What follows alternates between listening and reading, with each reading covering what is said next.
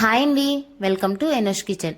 ఈరోజు ఇంట్లోనే ఈజీగా పర్ఫెక్ట్గా నెయ్యిని ఎలా తయారు చేసుకోవాలో చూద్దామండి. నేను 15 రోజులకు ఒకసారి నెయ్యిని తయారు చేస్తానండి. పాల మీద నుంచి వచ్చే మీగడని 15 రోజులు ఫ్రిడ్జ్లో స్టోర్ చేసుకొని తర్వాత మీగడని తీసి వెన్నపూసని చేసుకుంటానండి. ఈ వెన్నపూసని 4-5 సార్లు శుభ్రంగా కూలింగ్ వాటర్ తోటి కడుక్కొని మనం ఏ గిన్నెలో అయితే నెయ్యి తయారు చేసుకోవాలనుకుంటున్నాం ఆ గిన్నెలో వేసుకొని స్టవ్ వెలిగించి సిమ్లో పెట్టుకొని బాగా మరగనివ్వాలండి.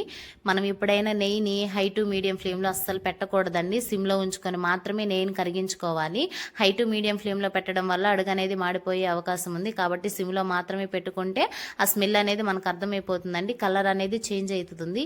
ఈ కలర్ చేంజ్ అయినప్పుడు కొద్దిగా సాల్ట్ వేసుకోవాలి. తర్వాత 4 చెంచాల మెంతుల్ని వేసుకొని మెంతులు బాగా కలర్ చేంజ్ అయ్యేంత వరకు మరగనివ్వాలండి. ఆ మెంతులు కలర్ చేంజ్ అయిపోతే మనకి నెయ్యి అనేది తయారవుతుందని అర్థమవుతుంది. కలర్ కూడా చూసారండి ఎంత పర్ఫెక్ట్గా ఉందో.